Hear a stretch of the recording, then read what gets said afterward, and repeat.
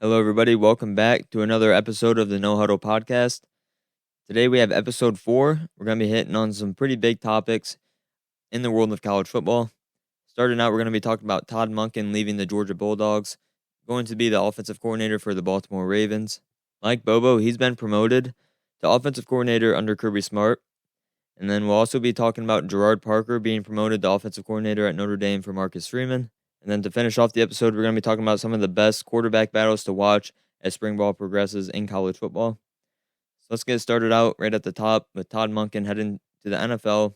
Like I said, he's going to the Baltimore Ravens to be offensive coordinator there. Mike Bobo stepping in as the new offensive coordinator. This is his second stint with the Georgia Bulldogs.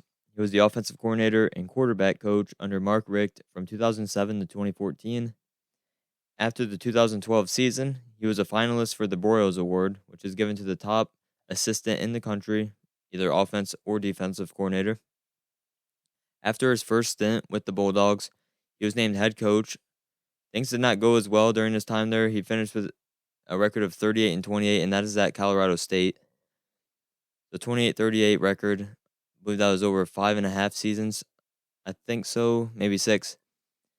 But then Colorado State and Mike Bobo, they mutually agreed to part ways due to the lack of team success.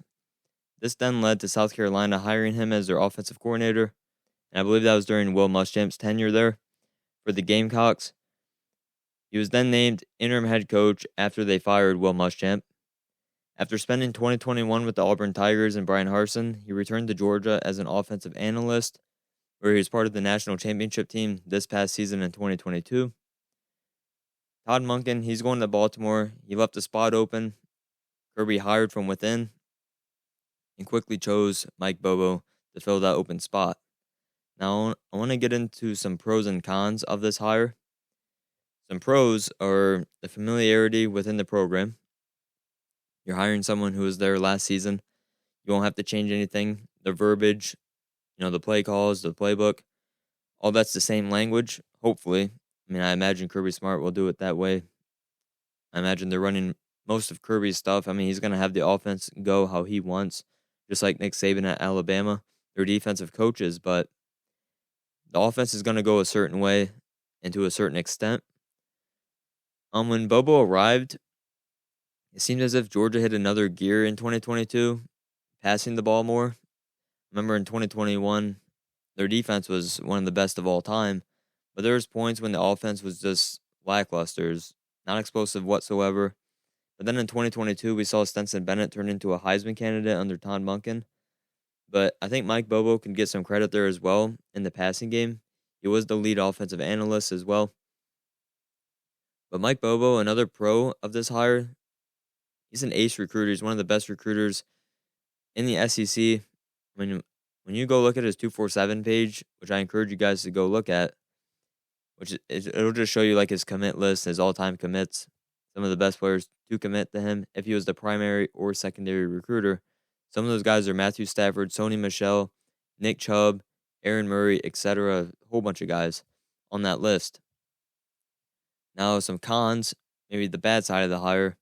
If Kirby lets Bobo run his own stuff, like what exactly does that look like? I said that Kirby's going to have his offense go a certain way, but he also let Todd Monken do a lot on his own. Now, if he lets Mike Bobo do a lot of his own stuff, let him create the offense to a certain point, if I was a Georgia fan, I'm not sure I'd be too excited about that, just because of his previous stops and how his offenses have fared. And no one really knows what a Mike Bobo offense looks like. And if you want to go take a good example, his first stint with Georgia with Aaron Murray, and Matthew Stafford, their offenses were good. It's just like 2021. We all knew it could be better, and then 2022 it was better. So it'll be interesting to see what the offense does look like in 2023. His previous stops have been wide, spread out, pro-style offenses. A lot of two tight end formations as well. Now, I know Georgia has amazing tight ends, but the bigger the formations, that could take away some explosiveness to a point. I know Brock Bowers is coming back. You're losing Washington, but you have Oscar Delp in there as well, so that's going to be one of the best tight end duos in college football. I imagine Kirby's going to be all for that two tight end look with some more explosiveness to the offense. So why that is like a negative, just because like formational wise, doesn't mean that they can't be explosive. And I said Mike Bobo is a great recruiter, but does he want to recruit at this stage in his career, or does he just want to call plays and run the offense? If he wants to recruit, I think this is a home run hire for Kirby. I say that because there's a guy named Dylan Raiola, who's a 5-star number 1 player in the class of 2024, who as of right now, Georgia's probably the leader for him. They're battling USC and Texas for him right now at the moment. Remember, he decommitted from Ohio State. But Georgia's going to be in the market for a quarterback in the 2024 cycle, and Dylan Raiola is at the top of their list. And Mike Bobo, that's probably going to be his number 1 job, like starting probably right now, is to get on the phone and start recruiting. Try to get Dylan Raiola on campus as early as possible in the spring. It's just whether or not Mike Bobo wants to recruit. I put that as a negative because, I mean, he might just want to run the offense. And if that's the case, that's going to be a problem for Georgia, in my opinion, because they're going to recruit the defensive side of the ball so well, just because Kirby Smart, Glenn Schumann, Will Muschamp, some of the best recruiters in college football, are on that side of the ball. And another negative with this hire, like Kirby could have gotten any coordinator and hired anyone from any team. Like he'll pay them. Like Georgia can pay whoever they want. I'm just concerned, like, do the players want to play for Mike Bobo? I guess we'll find out after spring because they didn't have the luxury of transferring. Because Mike Bobo got hired after the window closed, just like a lot of these coaches have been. So I guess we'll see after the spring. If a lot of guys transfer out, I think that's going to tell us a lot about how the locker room feels about Mike Bobo being hired.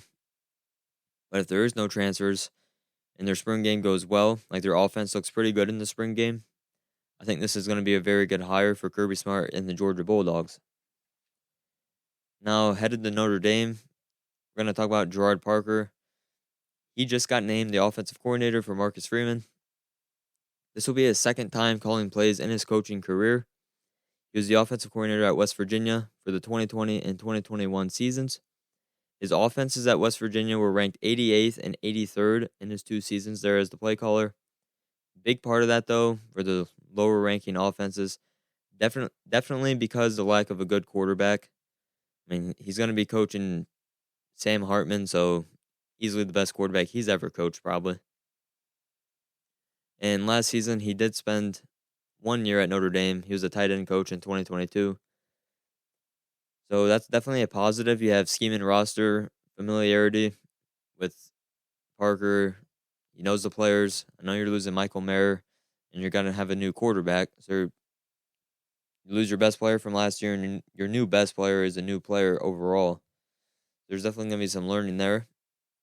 But Parker, like I said, he's going to be coaching the best quarterback he's probably ever coached. And his offense is at West Virginia, 88th and 83rd. Like, that is not very good, especially for a Power 5 school.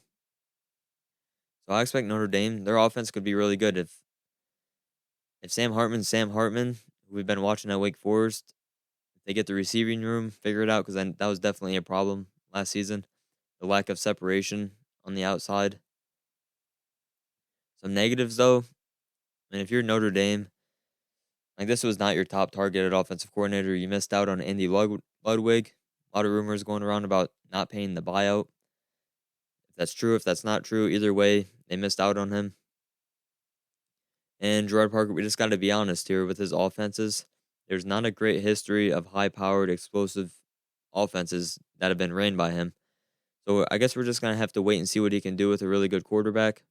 Overall, if I was a Notre Dame fan, though, I think I'd be pretty upset. Probably not the happiest, just because we had to settle for a hire and hire from within when we went after a big dog in Andy Ludwig, and we didn't get him. Either way, though, it's a change. Tommy Rees is gone. We filled the void, and now let's just move on to spring ball.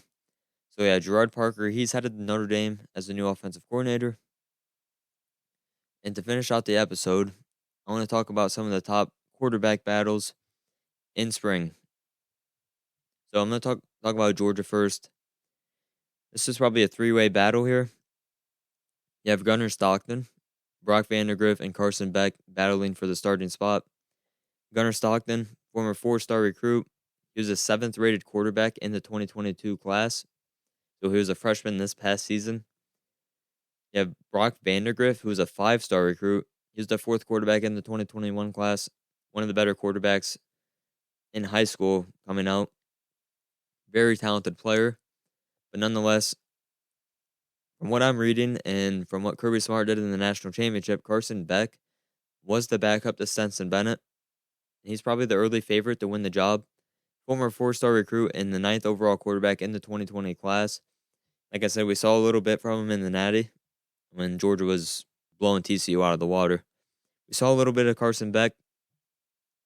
Now, I think this battle is going to go all the way the fall camp. I don't think Kirby's going to make a decision maybe a couple weeks before the season starts, just because there's a lot of talented players. And also, there's no advantage of naming your starter in the spring. There's just nothing to it. But I will say, I'm sure these players would want Kirby to tell them, you're not starting. Right now we have you 3rd. And that's after spring. Just so they can transfer out and go find a new place and they can play in the 2023 season. On the flip side, like, why not stay battle till fall camp? Because things can easily change. Someone could get hurt. I mean, never wish for that, but injuries do happen. So a spot could open up. Either way, I think Georgia's going to be just fine at quarterback. It'll be fascinating to see who ends up starting week 1 for the Bulldogs. Next, I want to talk about Ohio State. Right now, this is just a 2-man battle between Kyle McCord and Devin Brown. Kyle McCord is a former 5-star recruit. I think he was the number 3 quarterback in the class of 2021. It really depends where you look. He's number 4 on some places, 6 on others. But he's probably the early favorite. I mean, just like in high school, he's probably the alpha amongst his peers at Ohio State. Very talented quarterback. And then Devin Brown is going to be battling for the starting spot with him. 4-star recruit. He was the 6th quarterback in the class of 2022, so he was a freshman this past season. 2 very talented quarterbacks, and you have Ryan Day coaching, Marvin Harrison and Emeka Egbuka at receiver, and you have Mine Williams, Travion Henderson at running back. Whichever one of these guys is the quarterback, I think Ohio State's going to be just fine on offense. I think the spring game is going to tell us a lot about who Ryan Day's leaning with. I don't think they're going to waste too much time. Now, I say this just because Ryan Day, like the type of coach he is, I think he's going to want to get a starter and just ride fall camp with one guy. One guy as a starter. And I imagine that's going to be Kyle McCord. But I'm not going to count out Devin Brown whatsoever. I know he's very talented. Just going to have to wait and see who the starter is for the Buckeyes for this upcoming season. And then next, I want to talk about Alabama. Jalen Milroe and Ty Simpson. Probably the only 2 guys battling for the starting job. I know they have 2 quarterbacks coming in as true freshmen, but Ty Simpson, former 5-star recruit, number 3 quarterback in the class of 2022. My opinion, he's the early favorite here, especially headed into the spring. But he's going to be going up against Jalen Milroe, who's a former 4-star recruit. He played in a few games this past season, filling for Bryce Young when he had that shoulder injury. Jalen Milroe did beat Arkansas. He did beat A&M. He played pretty well. It's just the passing offense, the passing game is not the same when Milroe's in there. He's more of a Blake Sims, if you remember Blake Sims at Alabama back in 2014. So I think they're going to go Ty Simpson here, just for the passing element. He's a better pocket passer. And I don't think Saban wants to go back to the Jalen Hurts or the Blake Sims offense. Now, even though they're good, it's just we've seen Alabama have so much success throwing the football. And Mac Jones was a Heisman candidate. Bryce Young won the Heisman. They won a championship in 2020, went to another one in 18, and those offenses were airing the ball out. So I don't think Nick Saban's going to want to go away from that. So if I had to pick right now, I'd probably pick Ty Simpson to win the Alabama job. Next, I want to talk about Texas. Now, this is probably the most hyped up quarterback battle probably in college football right now. We have Quinn Ewers and Arch Manning, 2 former 5-star recruits, both number 1 players in their class. 2021 for Ewers and then 2023 for Arch Manning. Now, I put this one on here really just for fun because I think Quinn Ewers is going to be the starter unless something, I don't even know, something crazy happens. But Arch Manning's going to fight for this job. He's an early enrollee. I know there's a lot of players on that team, especially the freshmen, that went to Texas to play with Arch Manning.